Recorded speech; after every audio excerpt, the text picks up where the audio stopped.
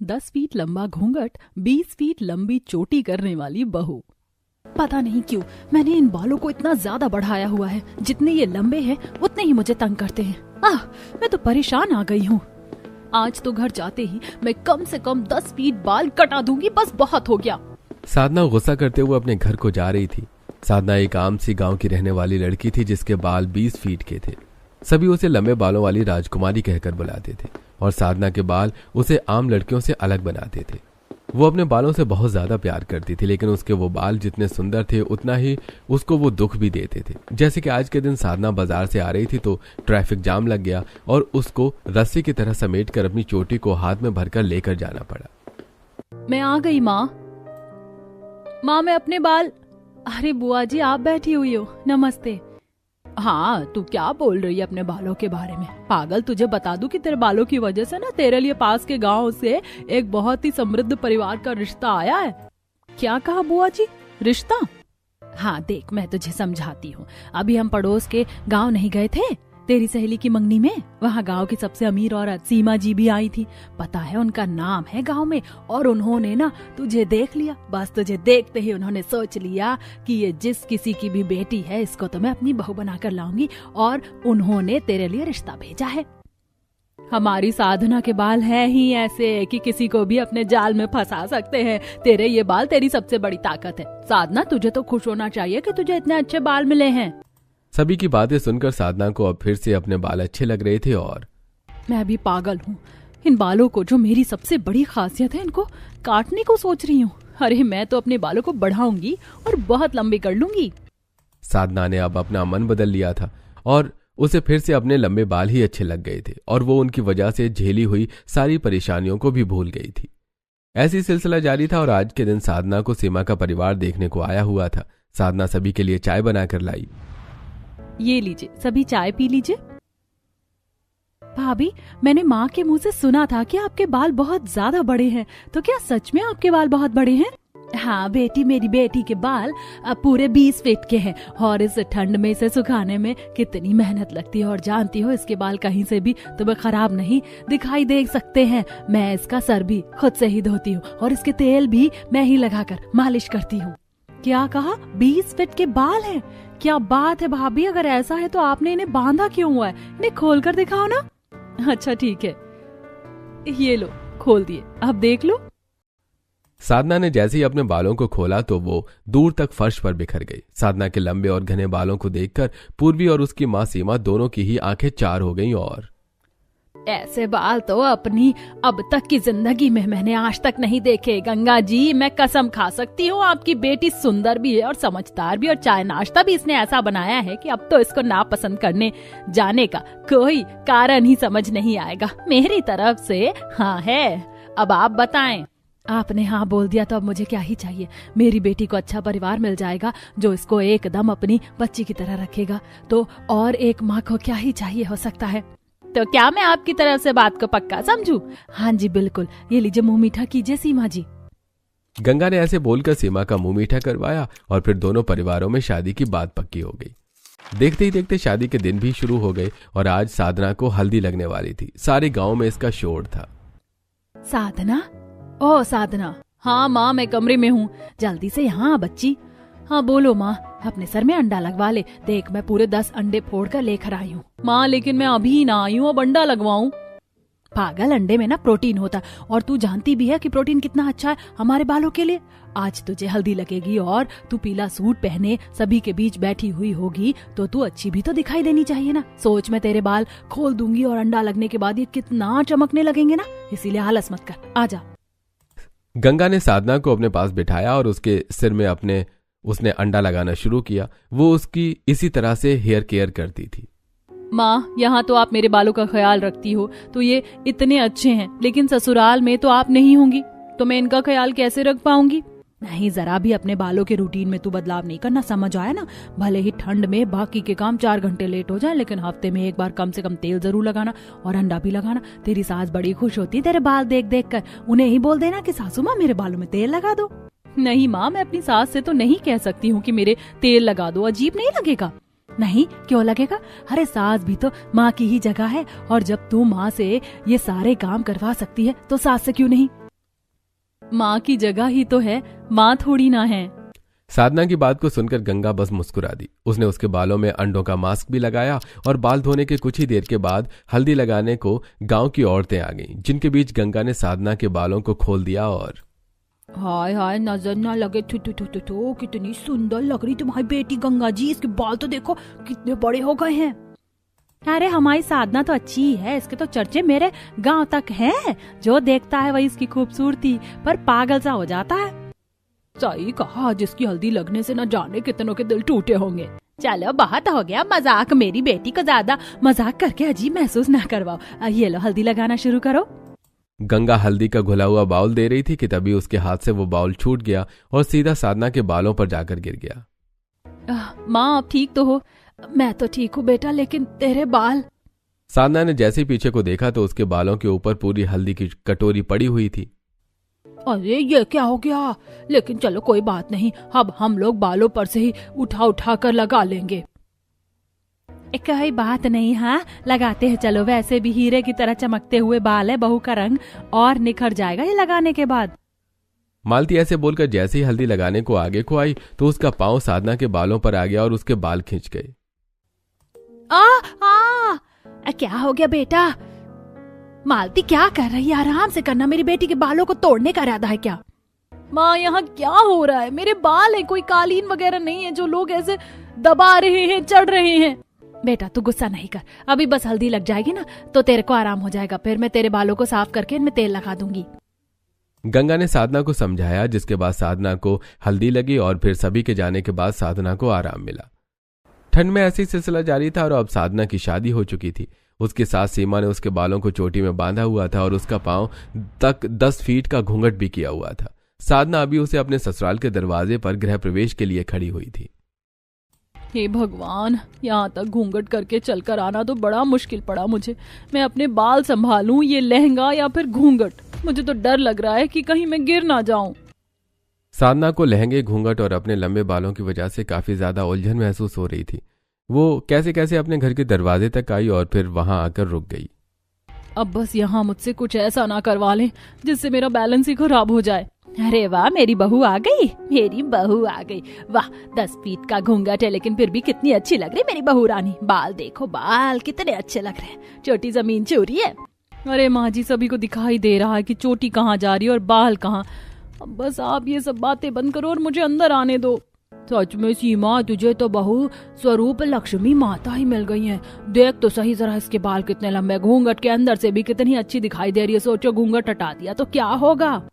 सभी बाहर वाले ऐसे ही साधना की तारीफ करने लगे, लेकिन अंदर का हाल तो बस साधना को ही पता था कि वो कैसे कैसे अपना वक्त बिता रही है। ऐसे ही काफी देर बातें हुई, जिसके बाद अरे चलो चलो, बहुत बातें कर ली। अपनी अपनी बातों में हम बहू के बारे में तो भूल ही गए। मेरी बहू बेचारी थक गई होगी, खड़े खड़े वो इंतजार कर रही है घर में अंदर आने का। सीमा ने ऐसे बोलकर साधना के आगे गृह प्रवेश का कलश और आलते की थाल को रख दिया और आजा बहू, तो इस कलश को गिराते हुए और अपने सुंदर पैरों की परछाई को छापते हुए घर के अंदर आजा। मैं अंदर आ जाऊं, लेकिन गृह प्रवेश का कलश है कहाँ? अरे बहू क्या सोच रही है, अंदर आ, मैं इंतजार कर रही हूँ। चल इसको गिराते हुए अंदर आजा।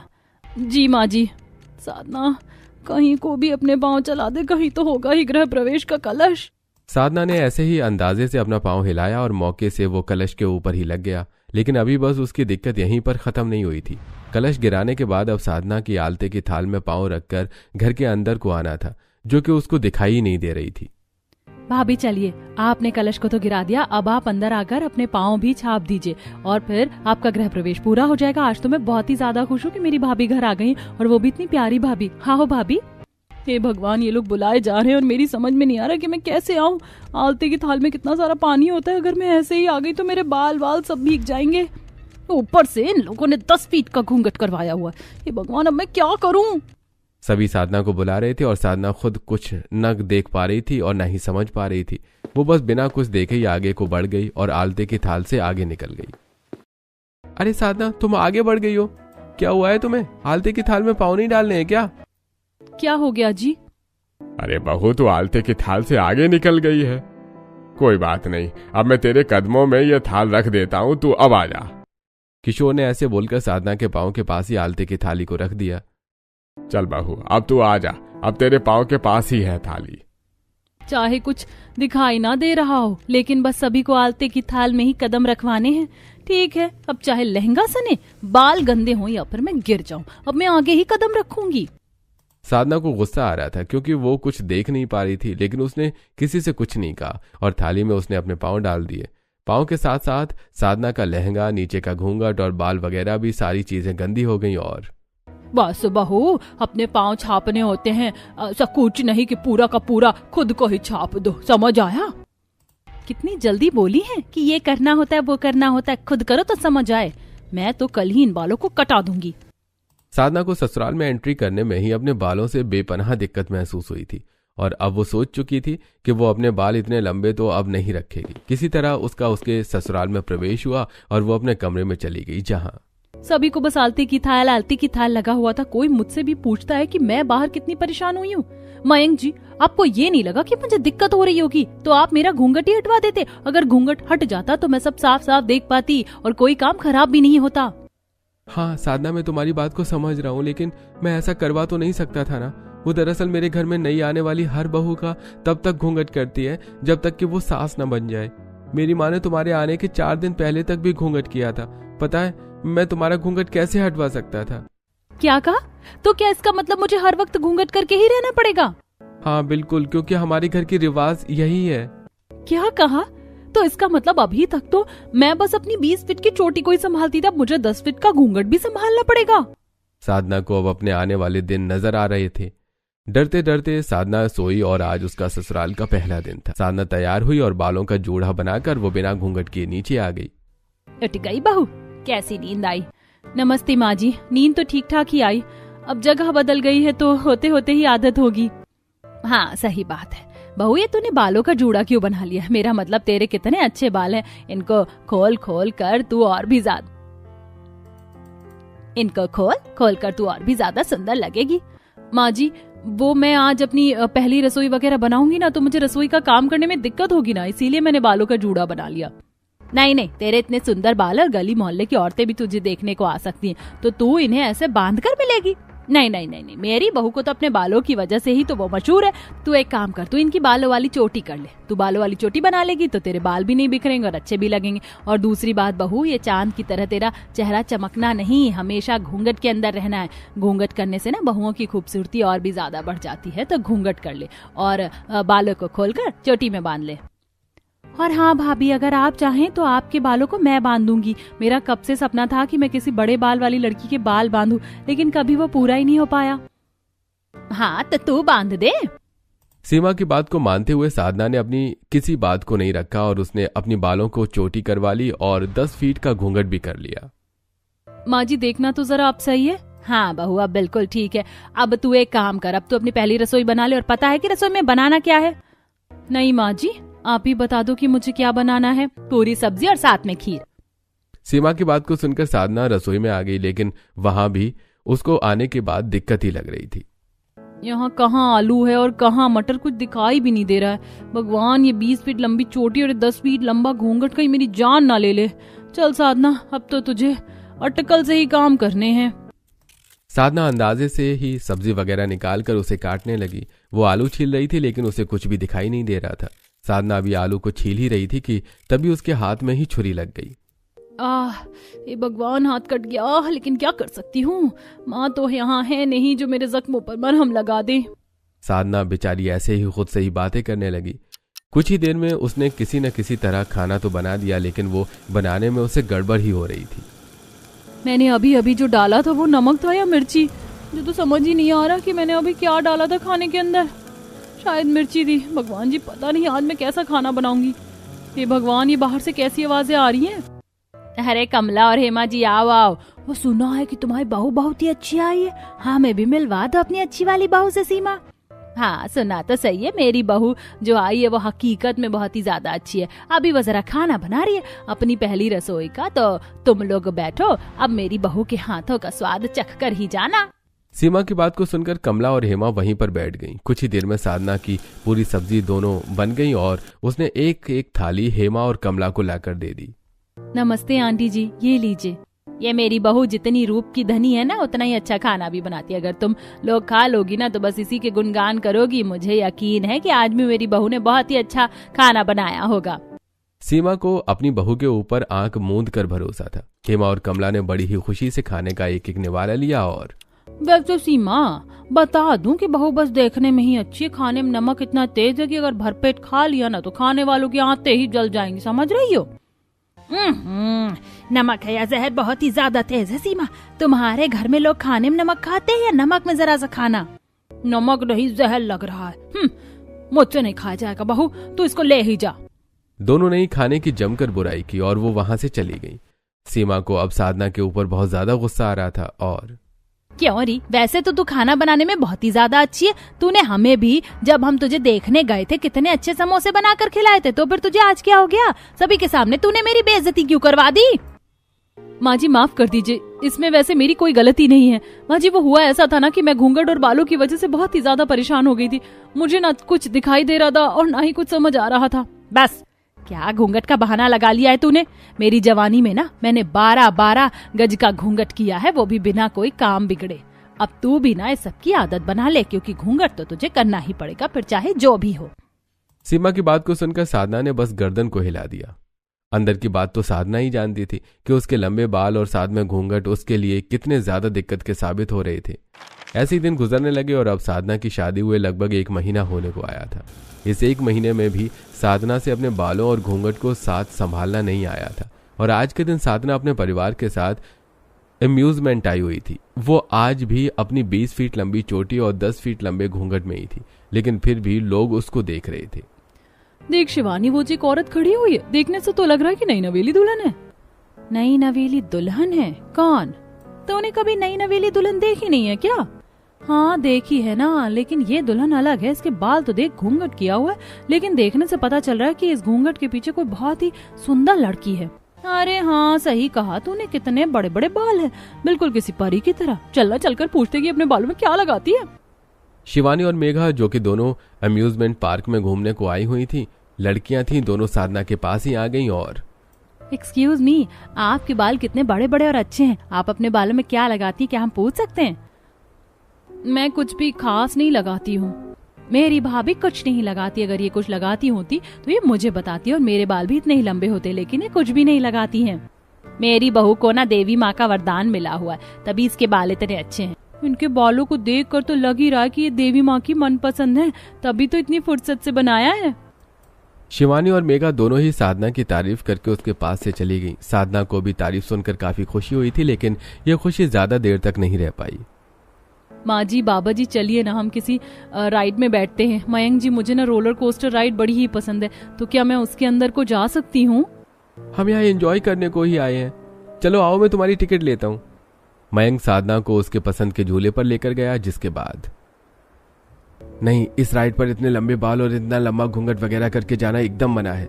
हम लोग यहाँ लोगों को झुलाते हैं, लेकिन उनकी सेफ्टी भी हमारी जिम्मेदारी है।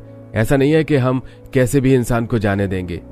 लेकिन भैया, मेरा बहुत ज्यादा मन है इस राइड का मजा लेने का। मैं अपना घूंघट और बाल दोनों ही संभाल लूंगी, आप बस मुझे जाने दो। नहीं, हम इस मामले में रिस्क नहीं ले सकते हैं। देखो मैडम, अगर हम लोग आपको इसमें जाने देंगे और गलती से भी आपके बाल इसमें फंस गए ना, तो सीधा जान जाएगी, और ये बाकी के बैठे हुए लोगों के हिसाब से भी सुरक्षित नहीं है, इसलिए नहीं। हाँ वैसे साधना कहे तो ये ठीक ही रहे हैं, इतने लंबे बाल लेकर ऐसे झूले में जाना सुरक्षित नहीं है। आओ हम कहीं और चलते हैं। अरे यहाँ झूले ही झूले भरे हुए, किसी में भी झूले बहुत जरूरी है कि तू इन्हीं में बैठे। आओ कहीं और चलते हैं। सीमा की बात सुनकर साधना अपना मूड खराब लिए हुए ही दूसरे झूले की तरफ को गई, लेकिन उसके बालों और घूंघट के हिसाब से उसे किसी भी झूले में बैठने की इजाजत नहीं मिल पाई। बेचारी साधना काफी ज्यादा दुखी हो गई, लेकिन वो कुछ नहीं कर सकती थी। ऐसे दिन गुजरने लगे और अब साधना के लंबे बाल न सिर्फ उसकी जिंदगी को मुश्किल कर रहे थे, बल्कि अब उसको उनसे शारीरिक परेशानियां भी होने लगी थी। साधना को अब सिर का दर्द और सर्वाइकल जैसी दिक्कत होने लगी थी, जिससे वो अनजान थी। आज के दिन साधना खाना बना रही थी कि तभी मेरा सर दर्द कर रहा है और चक्कर भी आ रहा है। ये अचानक से ही मुझे क्या हो गया है? साधना को एकदम से बहुत ही जोरों का चक्कर आया और वो अपनी ही जगह पर बैठ गई। हे भगवान, अभी तो बस मुझे ऐसा लगा कि मैं बेहोश ही हो जाऊंगी। मुझे क्या हो गया है? हमेशा ये सर दर्द करता रहता है और साथ ही अब तो चक्कर भी आने लगे हैं। साधना को यह समझ नहीं आ रहा था कि यह सब उसके बालों और दिमाग पर हमेशा बनी हुई जकड़न की वजह से है। वो खुद से ही ऐसे बोलने लगी और उसने इस चीज के ऊपर को ध्यान न देते हुए खाना बनाया। ऐसे कुछ दिन और गुजरे और आज के दिन साधना के घर उसकी सास ने साधना के आने की खुशी में पूजा रखवाई थी, जिसके लिए उसने उसे बहुत सारा सामान भी दिया। माँ जी, इतनी भारी साड़ी और ये इतना भारी हार और बालों का गजरा भी है, ये सब क्यों? मैंने आज घर में तेरे आने की खुशी में पूजा रखी है। क्या? हाँ, मैंने सभी मोहल्ले की औरतों को भी बुलाया है और तू यही सब पहनकर तैयार होना। ठीक है माँ जी। साधना अपना सामान देखकर खुश हो गई। सीमा ने उसको तैयार करने को पार्लर से लड़कियां भी बुलाई थी। वो कुछ ही देर में साधना को तैयार कर गई, जिसके बाद साधना तैयार होकर नीचे आई और सभी मेहमान भी पूजा के लिए आ चुके थे और सभी साधना को देखकर दंग रह गए। परी की तरह ही लग रही थी। नमस्ते।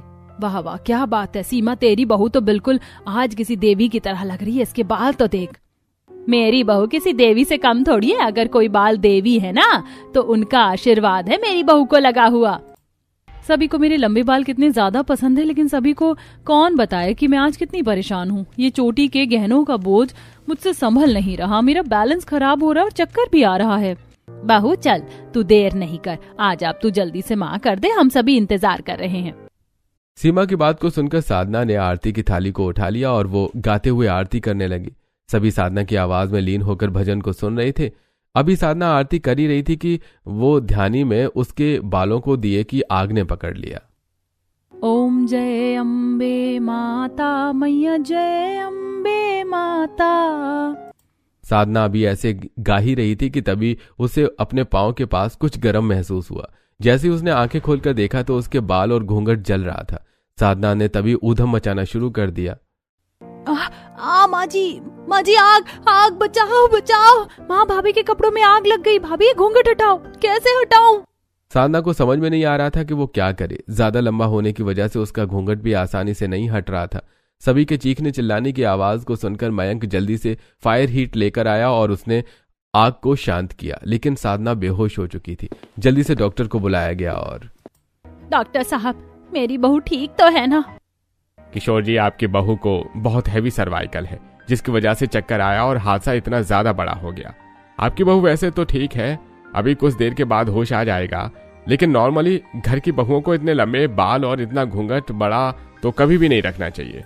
देखिए, मैं आपको समझाता हूँ, जब बाल इतने बड़े होंगे तो उनमें वजन भी होगा जो हर वक्त गर्दन पर बना रहता है, जिससे इन्हें सिर दर्द और सर्वाइकल जैसी परेशानी बनी, और साथ में घूंघट जिसने तनाव को और भी ज्यादा बढ़ाया।